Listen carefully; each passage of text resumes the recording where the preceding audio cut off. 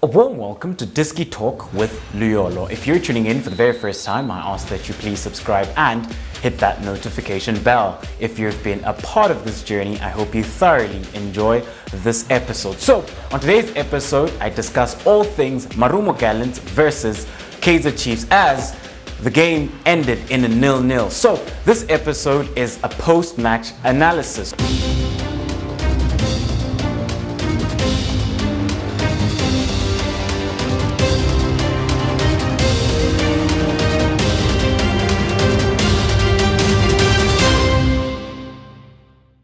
Let's head right into it. So coming into this game then, Marumo Gallants were looking to pick up the 3 points as they were the team that were at the foot of the table. Kaizer Chiefs then were also then looking to pick up the 3 points because of how badly they've been doing with regards to their current form. However, I will then start with Marumo Gallants with regards to how they approach the game. So Marumo Gallants lined up in a 4-4-1-1.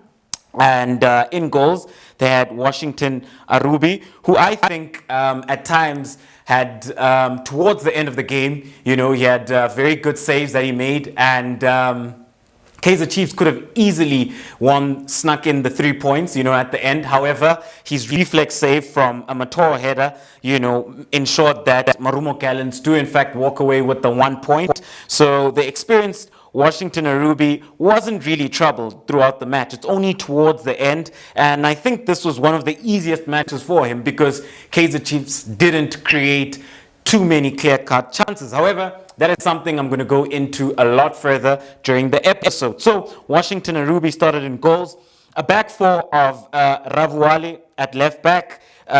2 centre-halves. They had Nkili as the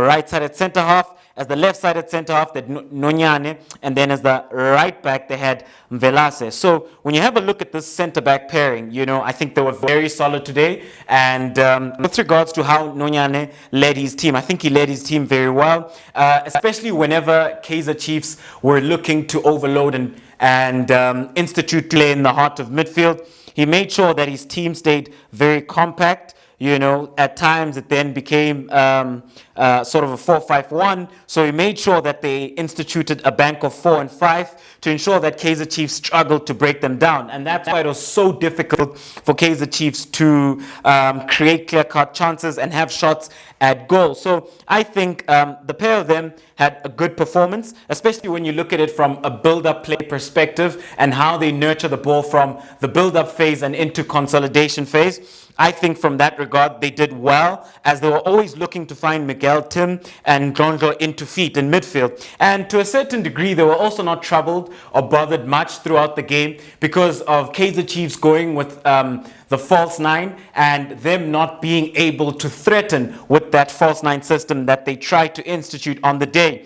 Mvelase down the right-hand side had a good game, in my opinion, you know, and whenever he did go forward and advance into consolidation phase, I always thought that his passing was very good and he made the right decisions, especially first half where he ventured down the right-hand side and he put in such a beautiful ball for Otladisa, who should have finished. However, Akpeyi made a great save. So Velase for me had a good performance down this right-hand side. And then when we move into the midfield, they started with Miguel Tim and Ndlondlo, who I think were absolutely phenomenal today against this Kaizer Chiefs midfield, especially considering the fact that Kaizer Chiefs went with a midfield 3 and Marumo Gallants went with the 2. Yes, at times Ngema would drop in to help out, but in most cases you had Tim and you had Ndlondlo in there, and I think they did really well. Miguel Tim, from a build-up perspective with regards to working the ball up and progressing it in consolidation phase, and whenever that forward or progressive pass wasn't on, he'd rotate it very well and he retained the ball well, you know. He also had very good passes, his decision making was good, but the man I was most impressed by, and a man who I think would have been my man of the match if it were not for Akpeyi's saves, is Ndlondlo. Ndlondlo absolutely bossed things in today's game. And you look at his link-up play with Ngema, you look at his touches in vertical zone 2, vertical zone 3 and 4, very comfortable in the half spaces, and how he'd often switch play whenever he found himself in vertical zone 3, in the central zones. He was always looking then for that diagonal ball, and he'd find it. He'd come short to feet and play really well. And whenever he'd progress into either zone 14 or in the final third, he'd do very well in these positions and decision making. I just think on the day his performance needed a goal or an assist to just cap it off. However, I think he had a very phenomenal game in the heart of midfield, and not just from an offensive perspective. Whenever it was time for him to get stuck in, he got stuck in, and when we then look at it then, that Nyamane start off the right side, Otladisa start off the left side. However, these two would always interchange flanks, so they were always then looking to trouble this Kaizer Chiefs side with their free-flowing movement, always looking then to either cut in, that's Otladisa, or he could go on the outside of the fullback and look to take him one-on-one.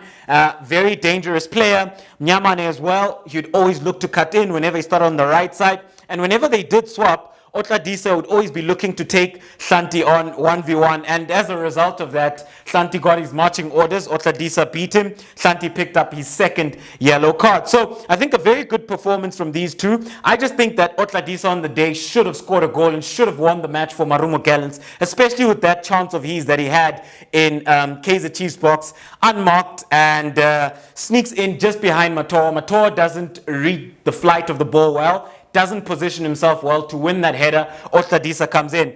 I think on the day, if he places the ball or he heads the ball into the ground, it makes it a lot more difficult for a Daniel Akpeyi to save that. So I think Otladisa had a good performance. I just think that should have kept it with the goal. At times you would see him drifting in, and that's when Marumo Gallants would institute an overload, especially in vertical zone 3, where they would have the numerical advantage. At times, Ravuali would look to go on the outside and look to deliver that cross. Sometimes he had good crosses. Sometimes he wouldn't have the greatest of final ball. But that's what Marumo Gallants were doing very well. In here, they would play combination passes. You had Ndlondlo, you had Miguel Tim, you had Ngema, and they were doing very well. Work it wide, and then Ravuali would cross, or you would have Velase on this side looking to pin those crosses in. Sometimes it would be Nyamane who would drift out wide and put in a very good ball. So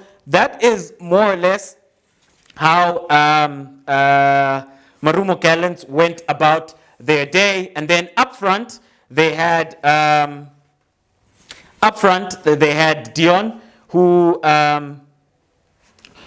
in my opinion, at times, yes, he did struggle because he didn't hold up the ball too well, but he was troubling Matoa and Cardoso, from a physical perspective. However, it wasn't a great performance when we have a look at his performance. And then as the number 10, you had Ngema, who I think played very well in the first half, linked up very well with Ndlondlo. And also in the second half, at times you saw he had very good touches. I just think at times, he lacked that penetrative play into the final third. But otherwise, very good touches in consolidation phase and working it up to the final third.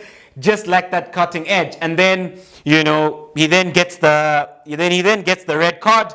Then Marumo Gallants go down to 10 men, which he doesn't do his team a service, because at that point Hlanti got the red card before him, so Hlanti had gone off. So Marumo Gallants had the numerical advantage, and had Ngema kept his discipline, I think they would have pushed on and possibly won the goal and utilized that numerical advantage. So this is how then Marumo Gallants started and approached the game. I think they had a very good game, and at the end of the day, I think they deserved to actually win the 3 points.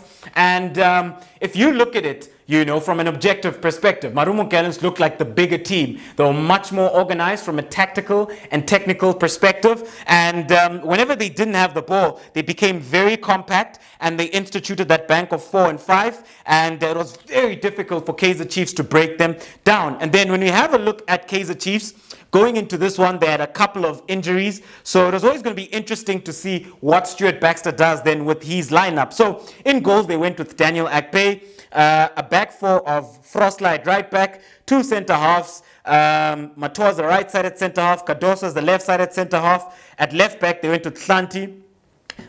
We then saw Blom being pushed into the heart of midfield alongside Cole, and then you had Manyama, and then you had Dolly start off the right wing, you had Ngobo start as the false nine, and then you had Billiard starting off the left. So when you have a look at Kaizer Chiefs, then very disappointing performance, all around. The only player that I can say had a very good game was Daniel Akpeyi in goals. He kept Kaizer Chiefs in, but when you have a look at the whole team and how they played, there's not too many positives to draw. Firstly, their play was not intertwined from a build-up perspective, working the ball into consolidation phase and then into the final third. They didn't create too many chances. It was very difficult for them to penetrate in the final third. And I just feel that from a qualitative perspective, they were very poor today. And they just lacked that creativity. And in the midfield, there was no synergy and it just wasn't intertwined. And the biggest pointer that I'm going to point out when it comes to Kaizer Chiefs, you look at Ngobo and him being played as a false nine.